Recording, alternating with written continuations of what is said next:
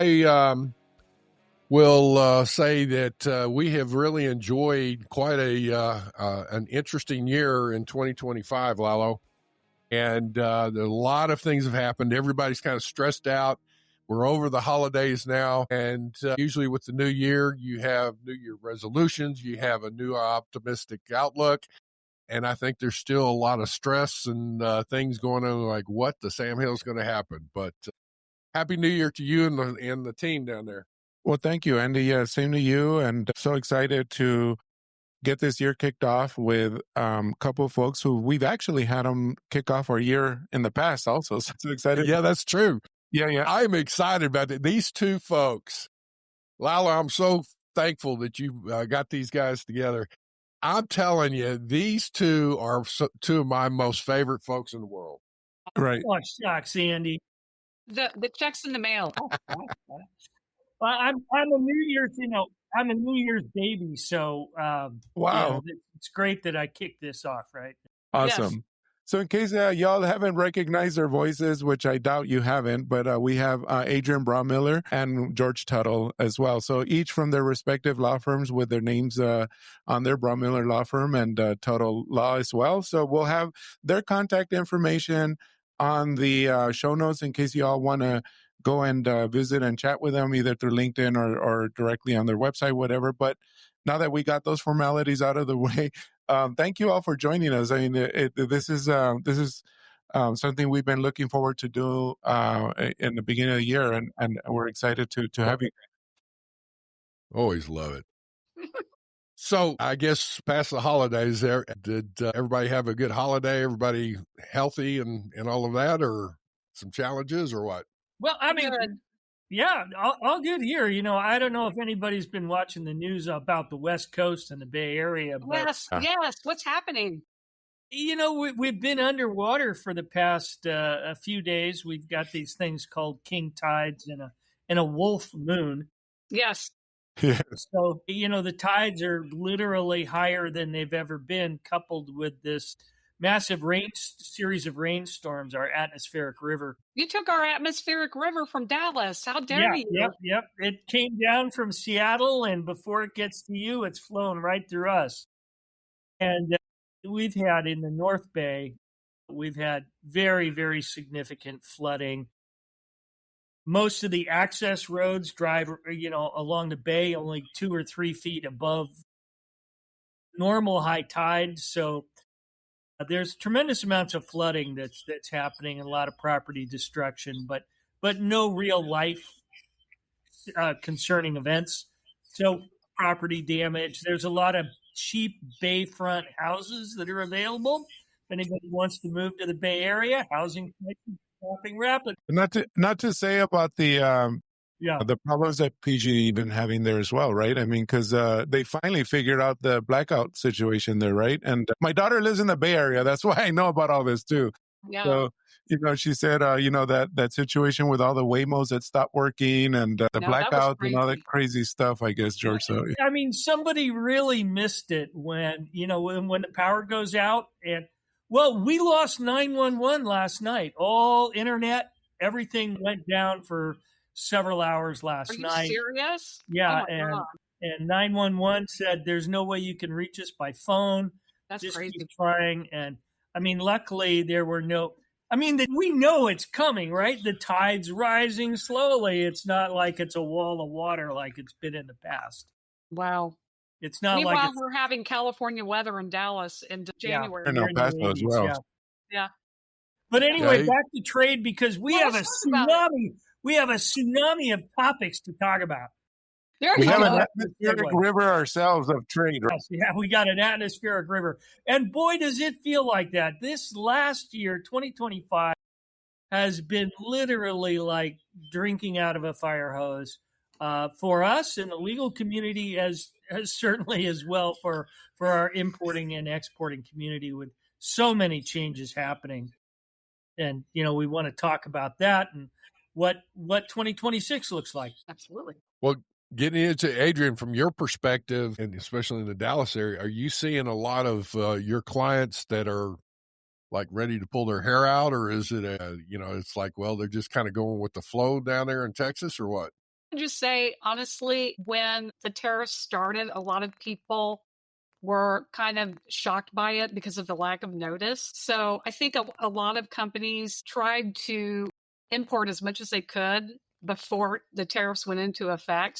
So that took effect. That was something that they did. But I think a lot of folks in my area have looked at qualifying their goods for USMCA when they otherwise might not have, because it was a 0% duty rate. So we saw a lot of even aerospace companies prior to the trade and civil aircraft exemption under several different specific country agreements come into effect. They were scrambling. They were panicked. They're like, oh my God, now we're going to have to pay tariffs on all of this civil aircraft. So that was a big deal. And I think, the USMCA trying to qualify a lot of companies entering foreign trade zones, setting up bonded warehouses. I think anything they could do to try and mitigate the tariffs, they did. Well, I think you hit something, Adrienne, that's, it was what we were hearing from some other guests that we've had. It was the speed at which the implementation took effect. It's like, not necessarily even arguing with the tariffs. It was just a case that it was moving so fast and, trying to get some trade deals, trying to do something, but it went so fast that your budget is blown, your plans are blown, there's a disruption. Right. And I think the biggest problem is it was really like a seesaw or a roller coaster. Roller coaster is probably a better analogy in terms of hurry up and do something, like especially Switzerland. Everybody from Switzerland was so freaked out because they have one of the highest tariffs of anybody. Their reciprocal tariff was 39%. So they were all really pulling their hair out. And now it's only 15%. So they're like, okay, we can live with that. But George and I were talking earlier, and we were saying, it's interesting. A year ago, prior to Trump coming into power again and announcing these tariffs, the average duty rate was less than 2%. Now the average duty rate ranges from 15 to 17%. Mm-hmm. So there's definitely a huge uptick in tariffs that I think a lot of people have been struggling to figure out what the heck to do. And that's why the lawsuit's so critical to so many of them. I mean, and that, before we had the IEEPA reciprocal duties there, and we still have a lot of it today regarding country of origin, right? And what is the true country of origin? And we could have a whole segment on that, right? But with the implementation of the IEEPA reciprocal tariffs, now it was an effort to try to figure out where the most favorable conditions are to produce. How do we get that up and going? And of course, now we have this real dichotomy between trade, right? We have all of those importers that are trying to do it right, and while they're looking for opportunities to save duties, they're paying higher duty rates. And on the other hand, a lot of my clients are calling me and saying, hey, my competitors aren't playing fair. Exactly. What do we do?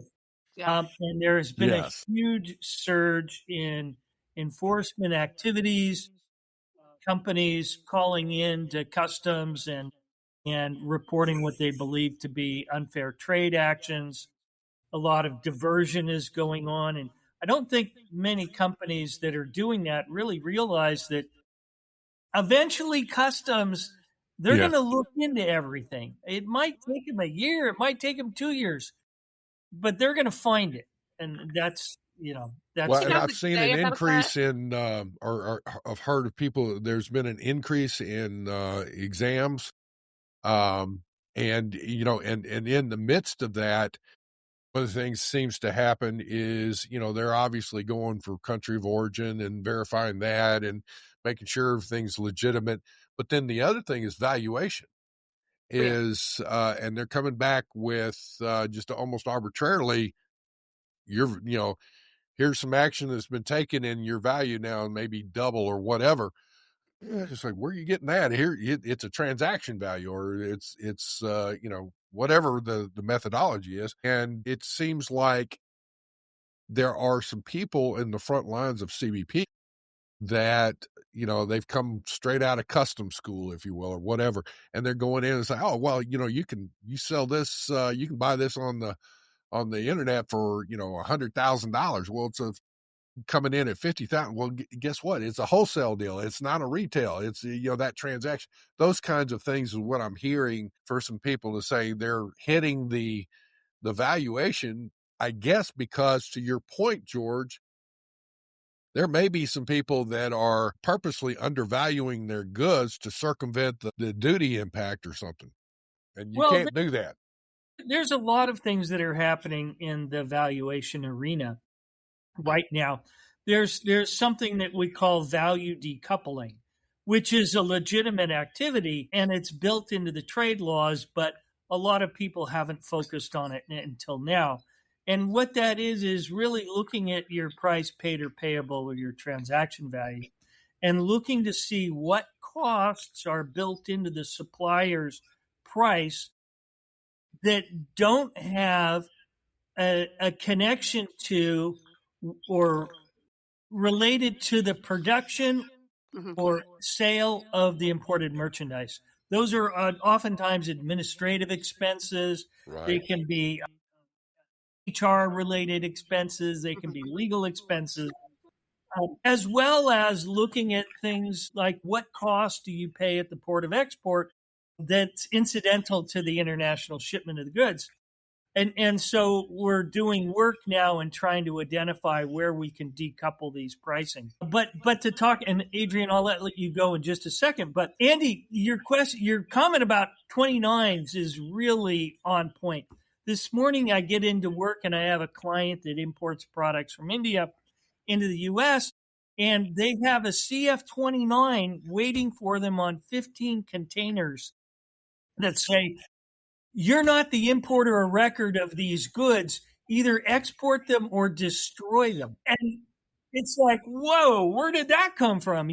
Well, to your point, and that's the thing. It's like, where's this coming from? It's like there usually is some interaction or something. If you've got some questions or something, it's like, it's hey, not like that anymore.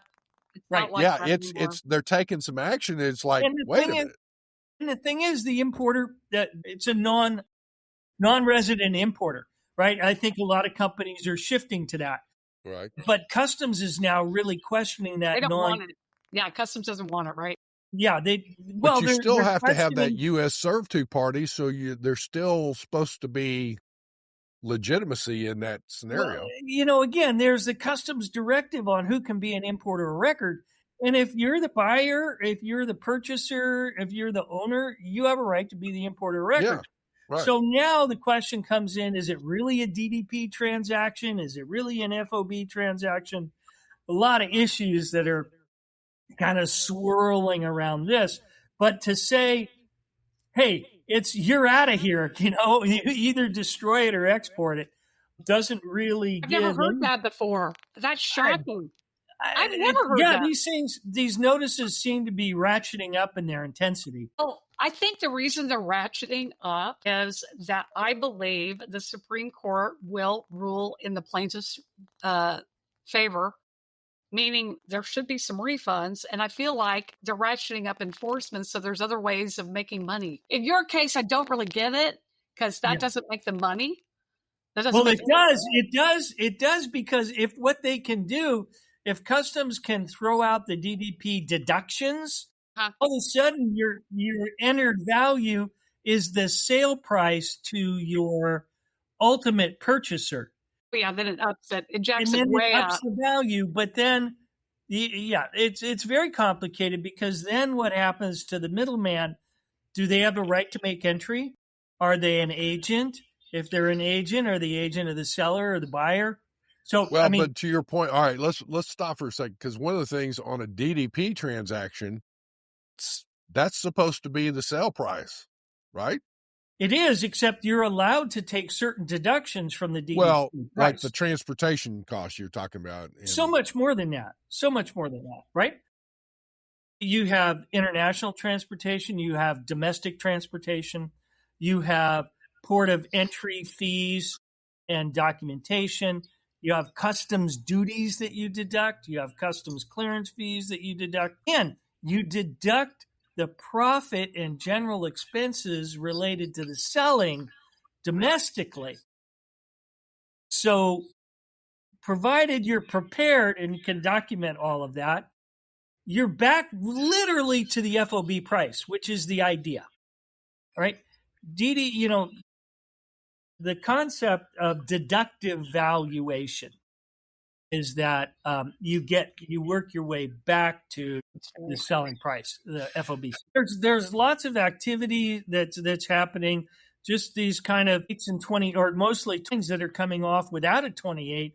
You're not given an opportunity to explain, and you need to get some help. Yeah, I've even seen no 28 and no 29, and immediately a notice of investigation. So I've seen that at least 4 times this year. 4 times this year, no 28, no 9, just an immediate launching of an investigation. Right. I think, I pray for a 28. Give me the 28. Well, and give that's me the where, notice of investigation. let me give you some information here before you start going down that road. But it's like, I've heard reports of just going ahead and seizing the goods. And like, really? Yeah. Is there an administrative error here? Is there something that's so egregious that requires a seizure? And then you go through it, and then they wind up giving up the goods because you go through all this. But it's like, there seems to be this group that have come into, there's a lot of folks that have retired from CBP. Yeah. Yes. A lot of really knowledgeable career folks. And it's like, okay, they're coming in and they're really going to take things on. And it's like, all right, somebody's thinking they're going to make a name for this. Hey, look what I found. There's this egregious deal. It's like, no, it's not. I'm not so sure that it's always the officer who is making that decision, Andy. I feel like it may be more of a policy driven type of attitude, right? Yeah. Well, go ahead. What were you going to say, George? No, I mean, I think Adrienne's kind of hitting the nail on the head here, where there are policy and enforcement changes that many the minority in customs has always wanted, but has been unable to get. Correct. And that has now shifted. That balance of power within customs has shifted to a much more conservative approach. You have to remember that, customs used to publish this list of the top 5,000 importers. Yes, I missed that. And there's something, if you look at the true numbers, the vast majority of importers are these very small companies that are out there. And I have a few of these clients, and they're in way over their head in terms of dollars and liability versus their ability to support it, right? And they're the ones that are really getting taken advantage of here because they don't have the resources or the knowledge on how to fight back. Mm-hmm. And they oftentimes don't have the resources to afford lawyers in order to fight back and take action. But you've got to have the attorney if customs goes down this road. Don't waste your time in trying to work it out. Go get you a customs attorney, because it's in trying to navigate through that. Yeah, it's going to be expensive, but Lord have mercy, you could be doing something where you're all on the up and up and you think you're doing fine. And it's just not, the procedures aren't there. The processes aren't there. I just wanted to point something out.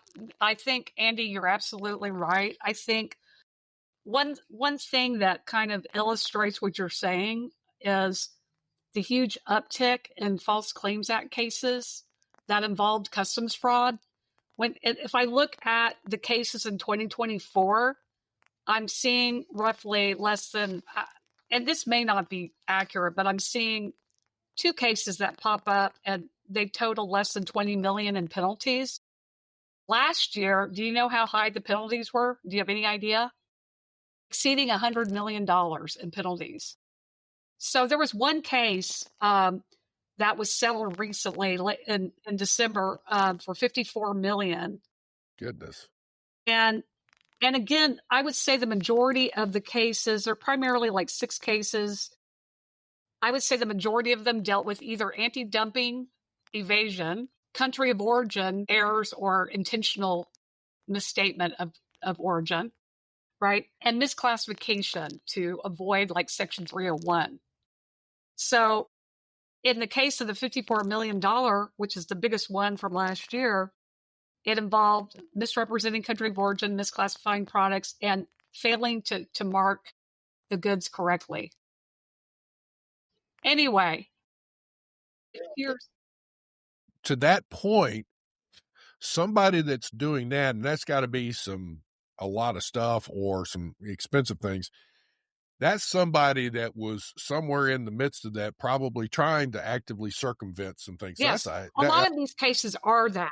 But I want to talk about this for a second because Adrienne brought it up. And these cases aren't necessarily intentional fraud cases, but they're what we call willful negligence cases. That is where you're going like this and not really, you're happy with your supplier saying, oh, it's coming out of Malaysia, it's not coming out of China.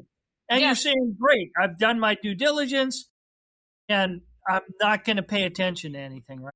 Yes, and here's something else, right? Along the same lines, that very fact pattern you just gave, George, where an importer says, well, my supplier says it's Malaysia, but it's not actually Malaysia, but it's subject to anti-dumping duties, can land you in an enforce and protect evasion case. So that too, you have to think those are on the uptick, FCA's on the uptick. And you're right, it's not that the company intentionally did anything wrong, especially with EPA. It doesn't require any kind of intent.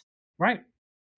You know what, though? Here's the thing that you're hitting on, that we've talked through this. There's been, so many sessions at conferences, on webinars and different things. And that is, all right, make sure you're vetting your suppliers. Make sure you are vetting your item and crossing the T's, dotting the I's, and verifying. It's one thing, your supplier says, yeah, this is Malaysia.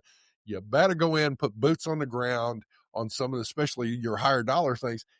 Go validate that, because what's happening is China, obviously, again, we've talked about this a lot with the forced labor prevention. I guess the takeaway would be you've got to make sure now, you may have not had any bad intentions, but you've got to have your compliance department literally have some resources to go out with your purchasing, with whomever else, and validate what you're buying and going through, because that anti-dumping and countervailing duty type stuff, boy, that's even tougher.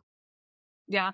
I think like sometimes people will have had a relationship with an intermediary and they don't know that the intermediary is sourcing a good from a country in which we have anti-dumping countervailing duty, or it's been transshipped to a third country, and they had no way of knowing that unless they dug into some documents some more, right? So that's always a problem. But one thing I wanted to mention too, these fraud cases, is that the whistleblower, like these FCA cases usually involve a whistleblower, and the whistleblower gets up to 1/3 of the penalty amount collected. And so the whistleblower in the $54 million case got $9.75 million. On the customs side, when you go to e-allegations and you try to put in some kind of information, you actually have to have proof of whatever type of fraud you're claiming or whatever type of violation that you're claiming. That's hard for a lot of people, right? But you can also get up to $250,000 as a party who has led customs to a successful penalty. So I guess it pays to find someone else's fraud.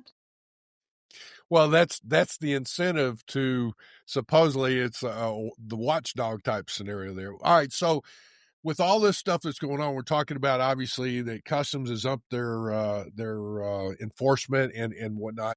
So let's talk a little bit about the tariffs under the IEEPA provision is what the Trump administration was pushing for. They are working out trade deals and have worked out trade deals, but there's a collection of all these duties.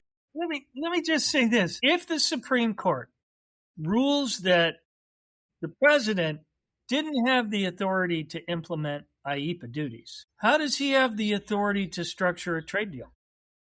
See, I to your point, I got to tell you, traditionally, the duty rates and all that have been one that I've wondered is like, well, if he can work out a trade deal, why can't he do the duty rates?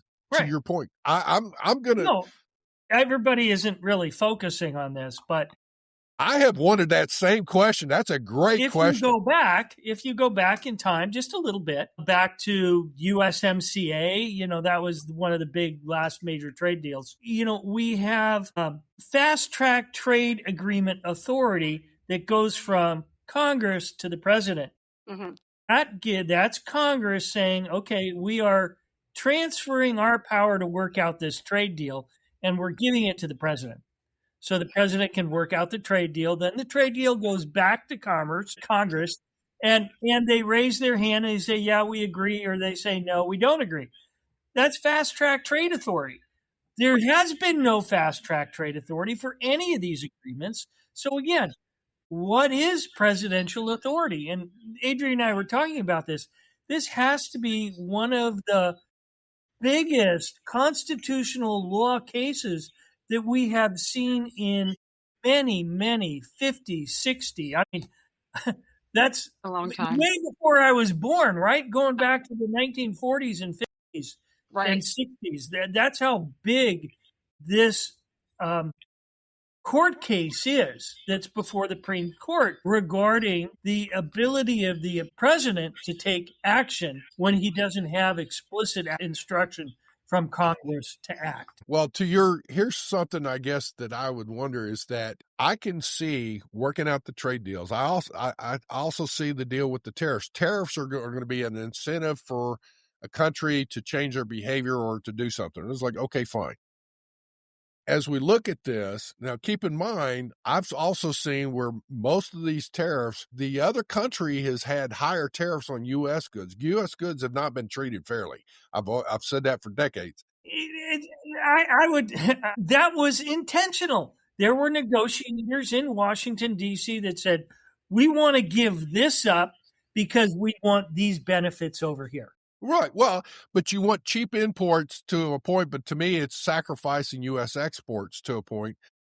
I'm just looking at it. Here's the thing, though, to your point here, George, is that, and I start looking at it, I can see where the president is negotiating these things, doing this, using the tariffs. He's got people at the table. They're actually negotiating something. What I don't understand is why then the president did not take let's say the UK trade deal. That was the first one that was finally finalized, I believe. Why didn't that get sent back to Congress to ratify it?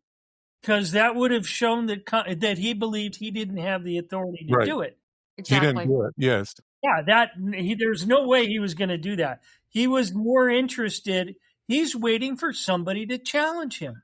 Yes. He's not going to go. He's not going to cede any of his presidential authority. This is politics, but it's not, blue versus red. This is about a much higher level of politics between Congress and the president, whichever president it is.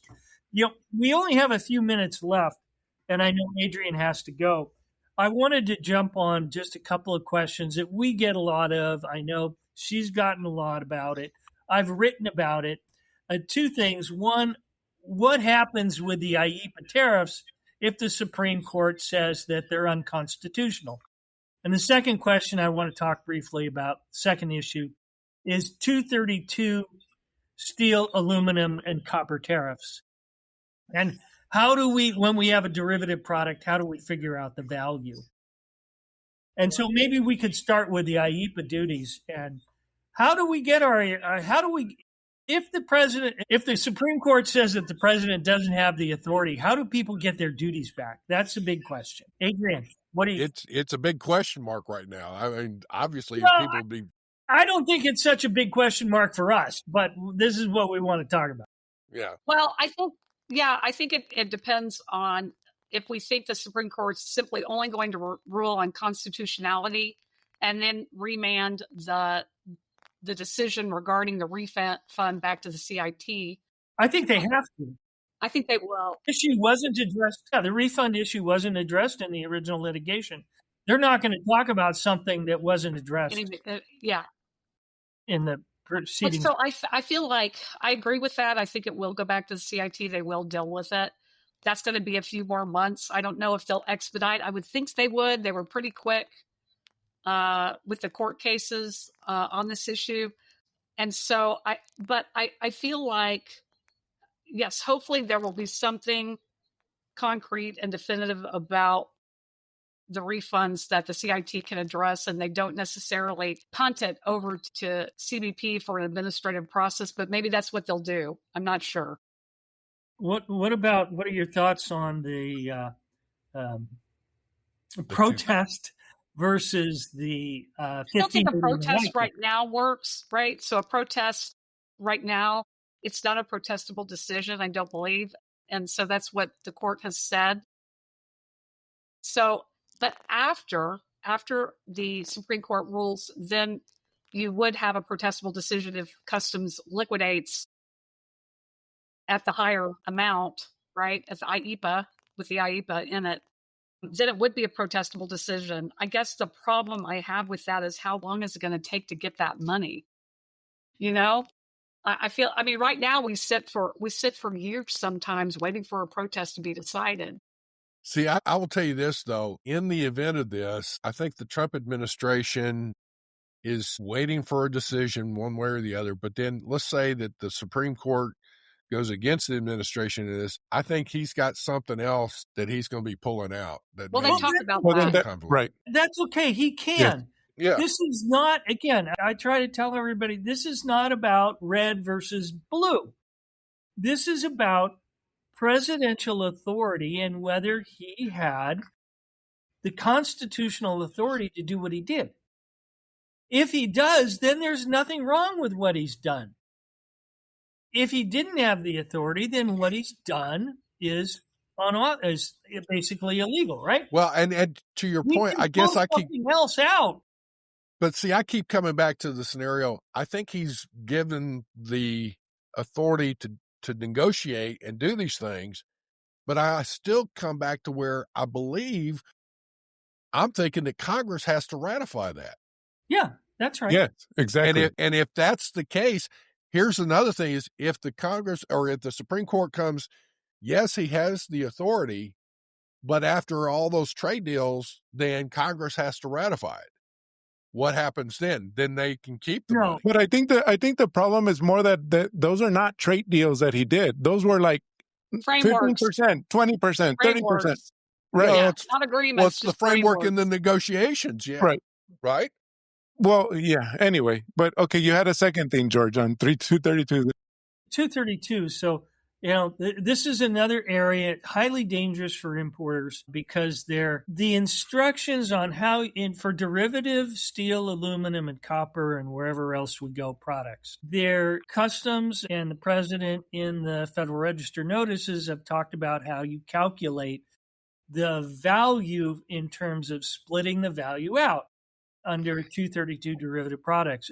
But neither the CBP nor any of the other administrative agencies responsible for implementing this, particularly Commerce, has really provided very clear instructions on how to do it. And so there's been an awful lot of people that are importers that are using a lower value than perhaps Customs may interpret. And there's advice that's out there that's just wrong. And so I think a lot of companies need to take a very hard look at that before Customs does. We've seen some CF-28s coming out that are asking for very specific information regarding how the value breakdown occurred. Yeah, the advice, and Adrienne, maybe you can jump in on this. The secondhand advice from Customs was that in the derivative product category, the way you determine it is you subtract the material costs for all of the non-steel or aluminum product from the transaction value, and that's the price you use for the deduction.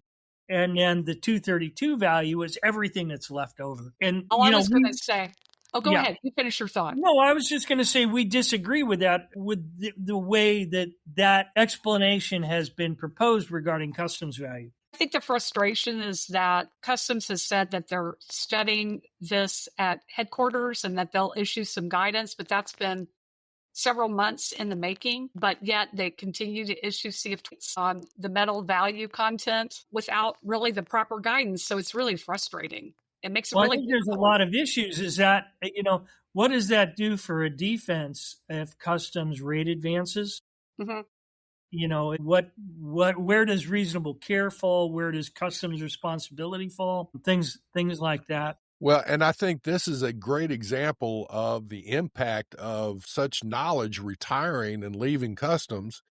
Other folks coming in is one issue. The other is with so much change happening that, quite frankly, Customs probably needs some additional resources to fill in on some of this as well. And that would come back to a budgetary issue. I know they're hiring a lot of people, but I just don't know. The number I saw was that CBP and ICE are hiring 10,000 new officers, but I think the vast majority of that is ICE. Right. So I don't know what percentage. I have a lot of problems with that. Anybody that CBP hires in the field to do field work has to be trained. They have to go to Quantico. They receive only 6 to 8 weeks of training. In this environment, you certainly can't learn the complexities of customs law, classification, valuation, country of origin in that short amount of time. So there's likely to be lots of mistakes. There's likely to be lots of conservative opinions impacting your imports, and you're going to need to have a system in place to challenge those and understand how you talk to your trade professional, talk to your licensed broker. They oftentimes know a lot more procedural processes than many trade attorneys do, simply because we work in different environments, right? So seek professional help is the correct, I think, way to present this. And that may be a customs attorney, it may be your broker, it may be a licensed consultant. You need to understand that, particularly in this 232 environment, Customs will chase you down. Every single one of these 232 derivative products thing is going to be on Customs plate. They're going to be looking for errors. And we're seeing that slowly at first, but they have 5 years to do this. They're not in a hurry. We have a lot more to talk about, but we'll talk about it maybe in another show. But yes, you're right, Adrienne. You have a good one, and see you at the conferences. You betcha. Okay. Bye, guys. See ya. Have a good one. Bye. Guys, thank you, George. Happy New Year to everybody. Yes, same to you, George. Thank you so much. Bye.